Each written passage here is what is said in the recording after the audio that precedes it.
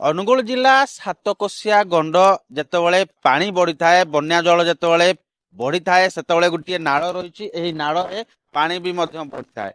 ଯଦି ଆମେ କହିବା ଏଇ ନାଳ କଥା, ଏଥିପାଇଁ ଆମେ କହୁଛୁ ଯେ ଯେଉଁ ଡଙ୍ଗା ଆପଣ ଦେଖୁଛନ୍ତି, ଏଥିରେ ଛାତ୍ରଛାତ୍ରୀ ମାନେ ଆସୁଛନ୍ତି।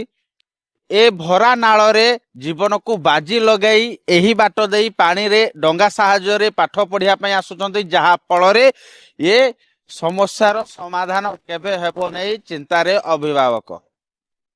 ନାଳ ସେପାଖେ ରହିଛି, ଗଇନ୍ଦି ରହିଛି, ମଝିପଡା ରହିଛି, ତା ସହିତ 5 ଖଣ୍ଡ ଗାଁର ପାଖାପାଖି 30ରୁ ଉର୍ଦ୍ଧ୍ୱ ଛାତ୍ରଛାତ୍ରୀ ମାନେ ଏହି ବାଟ ଦେଇ ପାଠ ପଢିବା ପାଇଁ ପ୍ରତ୍ୟେକ ଦିନ ଆସିଥାନ୍ତି। ବର୍ଷା ଦିନ ହେଲେ ଏ ସମସ୍ୟା ଦେଖା ଯାଇଥାଏ।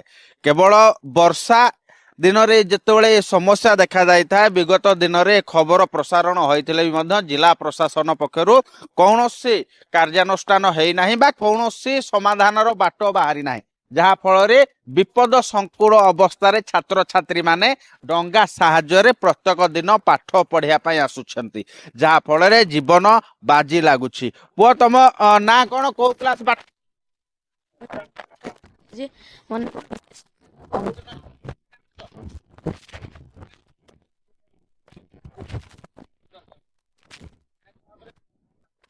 କହୁଥିଲେ ଯେ ପାଠ ପଢିବା ପାଇଁ ଡଙ୍ଗା ସାହାଯ୍ୟରେ ଏପରି ଭାବରେ ଛାତ୍ରଛାତ୍ରୀ ମାନେ ଆସୁଛନ୍ତି। ମୁଁ କହିବି, ଆଉ ଟିକେ ମୋ ସହଯୋଗୀ ଦେଖିବେ କେଉଁପରି ଭାବରେ ଡଙ୍ଗାରୁ ଓହ୍ଲାଉଛନ୍ତି, ଏହି କାଦୁଅ ରାସ୍ତା ଦେଇ ସ୍କୁଲକୁ ଯାଉଛନ୍ତି।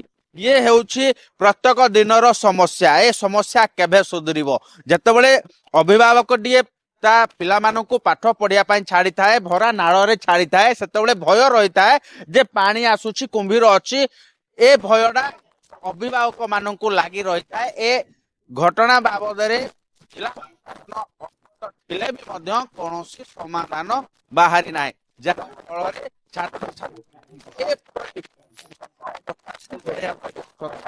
ପ୍ରତ୍ୟେକ ଦିନ ଏ ଘଟଣା ଲାଗି ରହିଛି।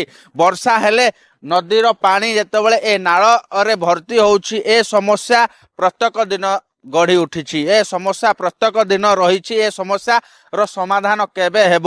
ଯେ ଛାତ୍ରଛାତ୍ରୀ ମାନେ ଯେତେବେଳେ ପାଠ ପଢିବା ପାଇଁ ଆସିବେ, ତାଙ୍କର ବିପଦ ସଂକୁଳ ଅବସ୍ଥାରେ ଯେତେବେଳେ ଆସୁଛନ୍ତି, ଏ ବିପଦ ମୁକ୍ତ କେବେ ହେବ ଏ ନେଇ ଚିନ୍ତାରେ ଅଭିଭାବକ। ଆଉ ଗୋଟିଏ କଥା ଯଦି କହିବା, ଶିକ୍ଷା ପାଇଁ ସରକାର ଯେତେବେଳେ କୋଟି କୋଟି ଟଙ୍କା ସାରୁଛନ୍ତି, ସେତେବେଳେ ଭରା ନାଳରେ ଛାତ୍ରଛାତ୍ରୀ ମାନଙ୍କ ଜୀବନ ବାଜି ଲାଗୁଛି। ଏ ଖବର ଯେତେବେଳେ ସରକାର ହୁଅନ୍ତୁ ବା ଜିଲ୍ଲା ପ୍ରଶାସନ ହୁଅନ୍ତୁ, ଯେତେବେଳେ ଏ ଘଟଣାକୁ ଦେଖିବେ, ୟା ପରେ କଣ ଆକ୍ସନ ନଉଛନ୍ତି ବା କାର୍ଯ୍ୟାନୁଷ୍ଠାନ ନଉଛନ୍ତି ବା କୌଣସି ସମାଧାନ ବାହାର କରୁଛନ୍ତି, ତାହା ଦେଖିବାକୁ ବାକି ରହିଛି। କାହିଁକି ନା ଏ ନାଳରେ କେବଳ ଏ ଅଭିଜ୍ଞାତ 5 ଜଣ ଆସିଲେ, ଇଏ ଡଙ୍ଗା ପୁଣି ଥରେ ଗଲା, ପୁଣି ଥରେ ଛାତ୍ରଛାତ୍ରୀ ମାନଙ୍କୁ ଆଣିବ। ଏପରି ବାରମ୍ବାର ଯିବା ଆସିବା ଦ୍ୱାରା ପାଖାପାଖି 30ରୁ ଉର୍ଦ୍ଧ୍ୱ ଛାତ୍ରଛାତ୍ରୀ ମାନେ ଆସୁଛନ୍ତି ଏବଂ ପାଠ ପଢିବା ପ୍ରତ୍ୟେକ ଦିନ ପଢିବା ପାଇଁ ଆସୁଛନ୍ତି।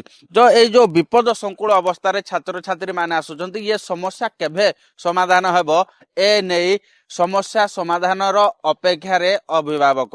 ଏ ଘଟଣା ସରକାର ଦେଖୁଛନ୍ତି, ଜିଲ୍ଲା ପ୍ରଶାସନ ଦେଖୁଛନ୍ତି। ଏ ଘଟଣା ଆଜିର ନୁହେଁ, ଏ ବିଗତ ଦିନର ଘଟଣା। ଏ ଘଟଣା କେବେ ସମାଧାନ ହେବ ତାହା ଦେଖିବାକୁ ବାକି ରହିଲା। ଅନୁଗୁଳରୁ ରାଜେଶ ପାତ୍ରଙ୍କ ରିପୋର୍ଟ, MBC TV।